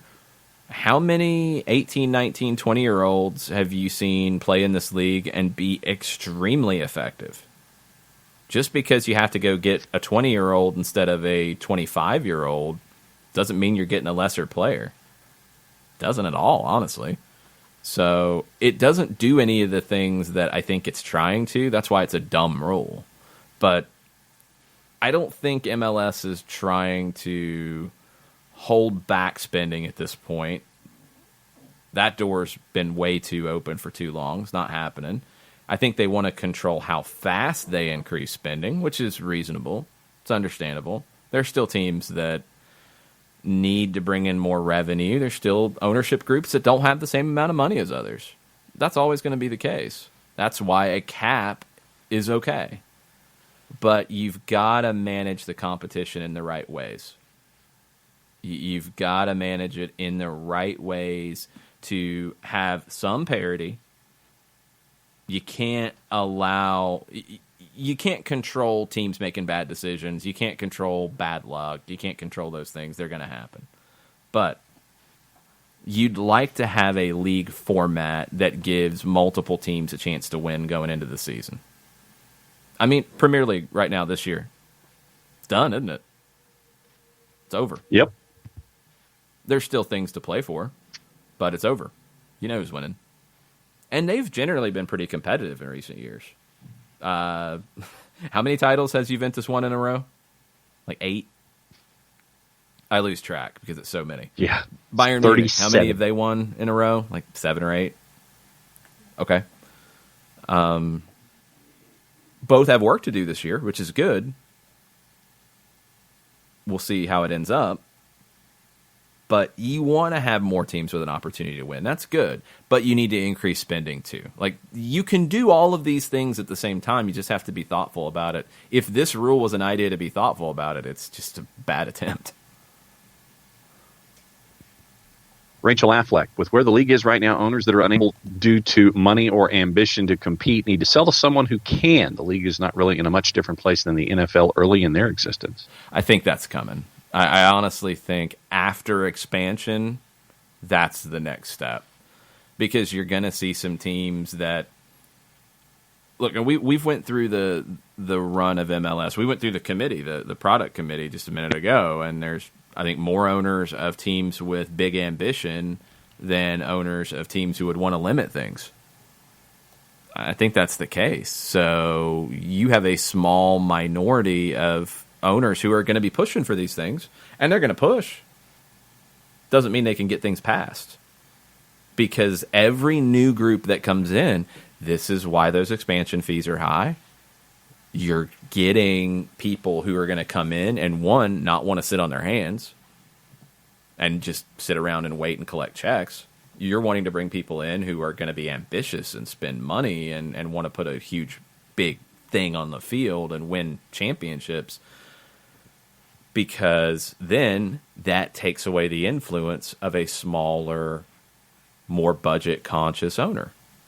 So every team that comes in is going to do that. Austin, a little bit of a unique situation with an owner who's been in the league already, but let's talk about the new owners in Columbus. I don't think they're wanting to come in and not spend money. Now, hopefully they spend money in a better way than they have with the Cleveland Browns, but that's a different conversation. St. Louis, they're spending a lot of money to come in. Why would they not want to spend money to put a good product on the field? Sacramento, they've told them many times, like, get more financial resources or you're not going to be able to hang. Charlotte, we already know. So the league is getting past the point where the majority of owners don't want to spend, and now they do. That's a good thing. That's why these rules aren't going to really pass very often. And then once expansion's done, if 30 is it, if that's what they say, like, okay, cool, we're good for now, we're not going to add more teams, we're going to stay at 30. Then those groups that didn't get one, Detroit, for example, that ownership group is going to be like, well, we want in, and we can't get an expansion team. Now, are we going to buy a team and move them? Or is that ownership group going to say, you know what? We can't get in. We don't love our situation with trying to do something in Detroit, but we want to invest in this league. Because that group has, I think, tentacles in different cities. So for them to partner with somebody in, if it's Philadelphia, if it's, I don't think Dallas is, because the Hunt family's been involved in soccer since the late 60s. And they've got their own thing going that is a little different. It's a different mindset. I think you're going to see some of these other groups that don't get teams then want to buy a team. But you're probably talking around that 26 World Cup a few years after you get to 30 teams. I think that's probably your timeline you're looking at, and MLS will look very different at that point. And also, if you're one of these owners who is like, man, I just can't compete anymore. This league's really changed. I need to sell. I'm going to wait until 2026 when everybody's talking about soccer in this country, and then I'm going to sell. I think that's where you start to see a lot of this movement. Which lends itself to Jeremy York and the Impact's first question. Morning, sirs. What NFL owner would be more likely to buy a soccer team given the success of blank and Kraft? Oh, you'd have to help me on that one. I mean, we've seen Tepper already. I would have said Detroit with the Ford family. Yeah, and if they can buy a team and relocate it, which you don't want to see, but might happen in some of these situations, yeah, I could see that. Who are some of the maybe younger, more aggressive, bold owners who might be into that? Like, I don't see Jerry Jones doing it. Who knows? Jerry's a businessman. I mean, if it's good business, I think he would, but yeah, I think he could have any time by now to at least partner with the Hunt family or become the majority owner if he wanted to, and maybe he does. Maybe that happens down the road, but that's one I don't necessarily see. Okay, so looking at it quickly, I would probably say the Pagula's out of Buffalo. But would they do a team in Buffalo? That's the thing. I think that if they could do it and they could put a team in Buffalo, they would. That'd be interesting. Maybe the owners in Baltimore, because I think Biscotti is still tied to the Ravens and with what he's been able to do there. Let's see. DC had talked about moving to Baltimore a few times when they were having stadium issues. Well, and we know what Shad Khan wants in Jacksonville. Well, I don't know if it would necessarily be tied to Jacksonville, but he'd want to own something. Well, own something, sure, but would he want to add an MLS team to his soccer portfolio that right now is Fulham? Maybe. I mean, it's definitely possible. Then, maybe the Chargers, because it would give, but then where would you put them? That's the thing, is that you've already got, LA's maxed out as a market. Let's see. Would Philadelphia,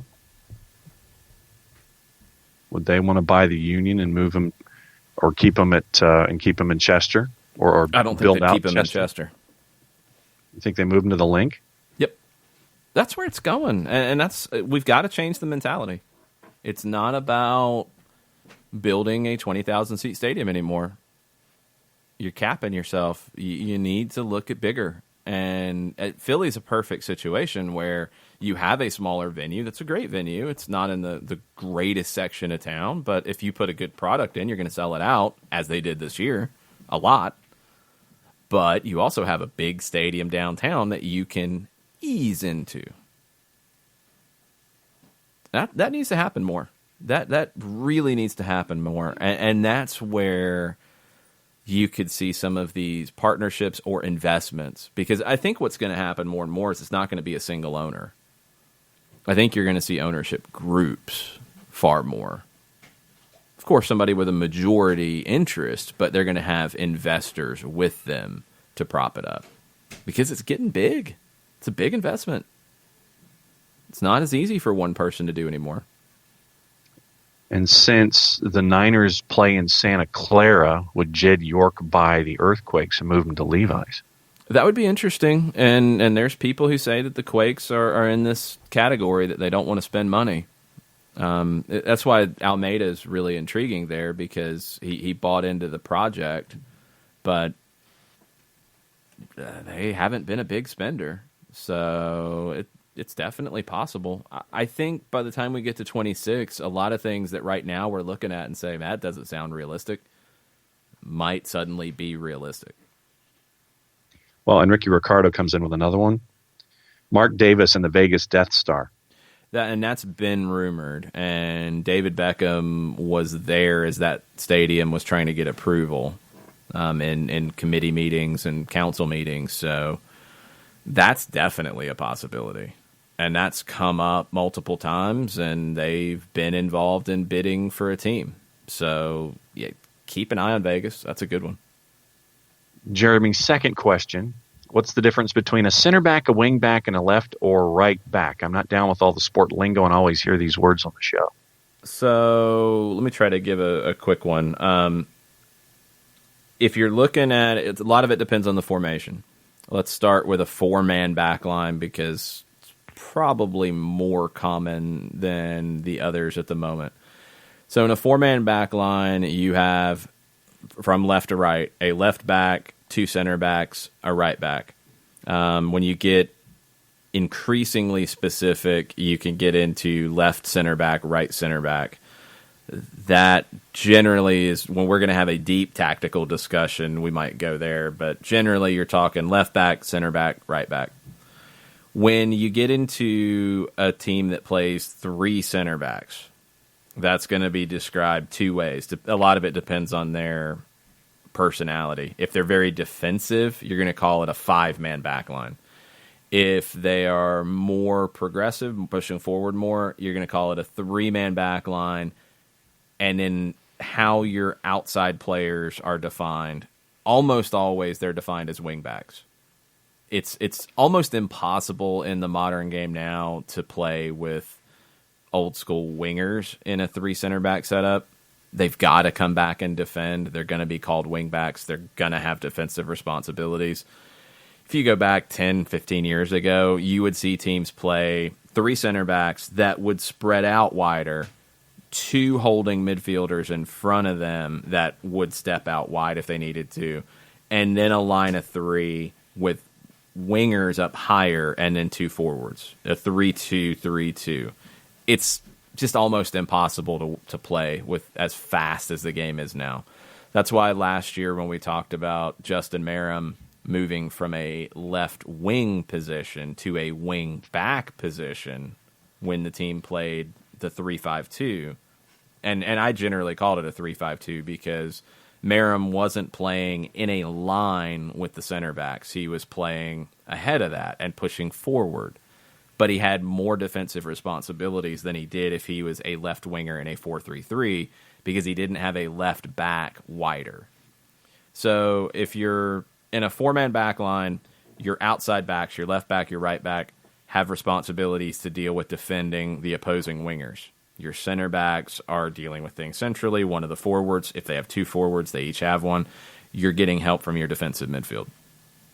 When you have 3 center backs, usually you have one of them free. They're the old school kind of sweeper idea where they're going to clean things up. They're going to be not marking a forward. They're going to be able to step forward when they need to, but they're also going to be able to help if your other defenders get beaten. So that's your very quick left back, center back, right back, wing back discussion. From hour number 1, Michael Valverde's back. He says, to clarify, Jason, would you support an inverted approach to the DP rule that encourages recruiting young DP for future sell-on scenarios? Well, that's what this rule is. That's exactly what this rule is. I don't hate it. I just don't like it. I don't think it's necessary because pretty much everybody's already doing that. I would, if the idea is truly to promote selling players, I would say add a 4th DP and it's got to be 20 years or younger. Like I would go much younger and really push for that. If you wanna make that mandatory, okay, fine. I'm cool with that. Make teams sign that guy. I think you're probably far more likely to make that optional. And if teams want to go to a 4th designated player, well, they've got to fit under this. And then when they age out, then yeah, they got to fit into as a regular designated player, or that player has to be sold or contract renegotiated or whatever. And that's going to come up because you can't have a rule about ages, and you have it now with the young designated players, and then say, oh, well, they aged out. Well, we signed that guy at 20 years old to a 10-year contract, so they're good for the life of the contract. No, you're not going to set up that loophole. So you have those requirements and you handle it. But for me, if I was making a proposal in this conversation with this current proposal, I would say if your goal is to increase spending on young players to then increase future sales, which that's what some are saying. And the other thing that people are saying is that you're trying to increase parity and limit teams from spending big on 3 designated players. I would make it this way. I would say if you want to have 3 designated players that don't meet this requirement, okay. What you have to do, because we want to increase young players coming into the league that are going to be future sales, if you're going to be Toronto and you're going to have 3 older, very expensive players on your roster that are designated players, you have to fit a 4th player that meets this requirement or the 20-year-old requirement, whatever you want to do. You have to go fit this, because then what that's going to tell these teams is, all right, I'm either going to be really top-heavy, because that's going to take away probably 2 TAM kind of players from my team. So I better get it right with these 4 guys. It's going to be a little riskier to do that. But if teams want to do it, and it makes sense for what they have or the market they have or the scouting network they have, cool, you can do it. I would do that, because that would actually address the issue, I think. I don't think this current proposal addresses either of the issues, really. So mine would be, you want to be Toronto, fine. You've got to fit a 4th designated player that's going to have that cap hit that is associated with it. And for a younger designated player, it's not $500,000, but it is still a cap hit. You have to have that player.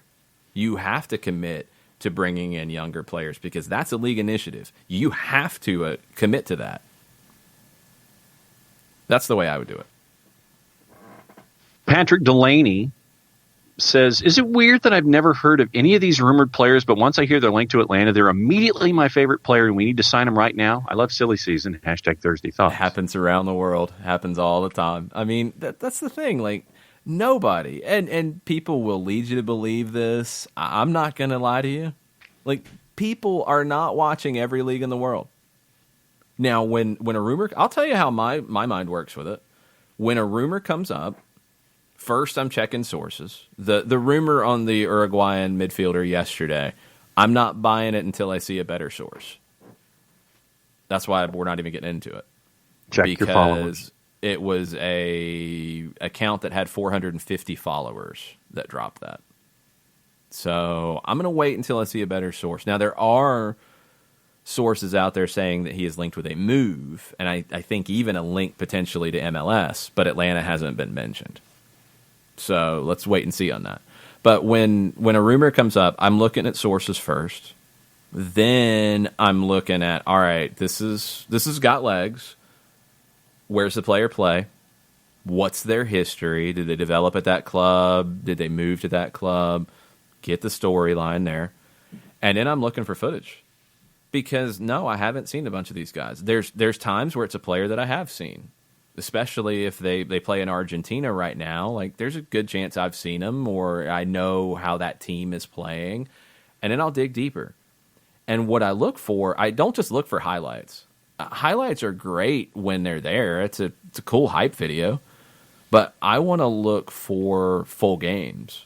I want to look for how they move off the ball. I want to look for how they defend. I want to look for just their presence in a match. I'm looking for that more than highlights. The highlight might be a good introduction, but Villasanti is a prime example.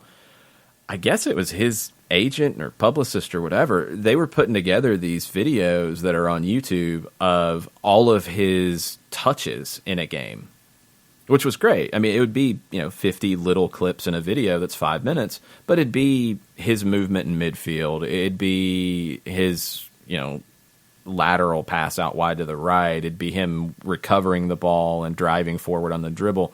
It's not just a goal and an assist. I'm looking for more than that. So It's exciting. I mean, because this is a time of year where the possibilities are limitless. You know, you could go get a great young talent that is the best young talent Atlanta's ever had. You could do that. You could go get a player that nobody really knows, but they come and put that shirt on and they become a star. That's all possible. And that's what's exciting about MLS is you take that with every team around the league, but you also take it to where you look at the rosters right now, you go through it. I don't think there's anybody who's going into 2021, maybe with the exceptions of Cincinnati, who made bad mistakes going into first year, and maybe Nashville, because I don't think they're coming out with the ambition of we're going to win the title this year. Miami, realistically, won't be saying that, but the perception is that they're going to go big and be competitive. There's very few teams that come into this like, oh, yeah, we're going to be garbage. We're going to be bad. We're going to be awful. It's a rebuild. There's no way we can do it. Because you can in this game. No. You can. It doesn't have to be a 3-4 year rebuild. It doesn't need to be. You can do it quick. And if your scouting's good, if you get the right players in, get a couple impact players, you get the right coach, you can change it fast. Look at what New England did last year. Look at what Colorado did last year. In season. Coaching change, boom. So it can be done. That's the exciting thing about it, is any team in this league right now should be looking at, we can make the playoffs. And you make the playoffs, anything can happen. Couple more before we go, at least on the timeline section. Tofka is projecting his pick at number 23 to be Simon LeCresner, the defender from Cal. I'm going to hold you to that, Tofka. Remember, the U.S. 19 pool got a call to the camp in the Caymans, good career at Cal, and we need another right back in all caps. Do we? We have two. And Michael Valverde makes an excellent point. El Tráfico, if it's Vela and Chicharito, should be played in the Rose Bowl. Well, depends on who's hosting it. If the Galaxy are playing it, that's your throwback game to play at the Rose Bowl. If LAFC's hosting it, then you play it at the Coliseum. And how about, since they'll both be hosting one, you do both?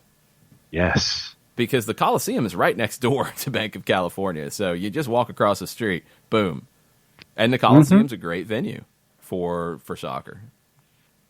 And the Rose Bowl is the Galaxy's original home. So in season number 25, makes a ton of sense. Book it. Galaxy, get Chicharito signed, book the Rose Bowl for your leg of El Tráfico. LAFC, book the Coliseum, and put them on Univision and TUDN and Fox Deportes, and let's break all the ratings records and go boom. Yes, go boom. Kefsi had a completely random, silly season, lighthearted Thursday thought. Oh, dear. United. Thrilled to meet Justin Veldhouse at our co-ed game this week. The man can play. Oh, yeah. Drop dimes repeatedly for the win. Side note on 10 million for Bradley, at least 2 was for eyeball recordings of Totti dimes. Yes. Justin's got game. Justin gets the air horn. Justin got game. Love it. He's a madhouse when he's out there dropping dimes. But we are officially caught up on the timeline. Anything else before we depart for the day, sir? No, I think that's it. Be on the lookout in the draft for where Cal Jennings goes. He's a local product, forward at Central Florida. Most people have him, I've seen anywhere from 8 to 14. So keep an eye on where Cal Jennings ends up as a local product. I don't think he's going to fall all the way down to Atlanta. Although if he did, I think they might take him because of his time playing for Tony Annan. So it's possible. I just don't see it. I think he'll go probably well before that. Should be a fun broadcast. I'm looking forward to watching it. Looking forward to hearing from some of these coaches and the unnamed owner that's going to be on the broadcast, and just unnamed owner MLS talk as we get ready for 2020. Atlanta United preseason. We actually didn't talk about it because there were so many other things to talk about. The preseason schedule was announced yesterday. I think most people have seen it by now. Monday, we will not have a live show in our normal time slot because we'll be at the training ground. It's the first day of training, first day for media. I'll be there with radio as well. It'll be a very long, busy day in Marietta on Monday. So we'll have to figure out what shows look like on Monday. Stay tuned in that regard. But we will have content for you. It just won't be in a normal, traditional format. After a week of training at home, they're going to head down to IMG in Bradenton, and they're going to play closed-door matches to the public against the Red Bulls, against Philadelphia, and against IF Elfsborg from Sweden. So after that, February 8th, Birmingham, that's open to the public. That's going to be on 92.9 The Game. Looking forward to that. First game of the year. Then after the Birmingham match, they're going to Guadalajara for a few days. We'll see what comes from that. Looks interesting on paper. Maybe there's a little more to it. They'll be back from Guadalajara in Atlanta as you get into a match week and prepare for the first leg of Motagua. So that's your preseason as it currently stands. Looking forward to heading over to Birmingham and looking forward actually to having the guys back at training camp. That's the first step in all of this. But, looking forward to the exhibition season being what it is, because guess what, folks? It'll be here before you know it. Well, training's Monday, so a couple more days to get ready. Silly season will continue the rest of the day, and we'll recap it tomorrow morning. Thanks for listening. Mucho platio. Mucho platio.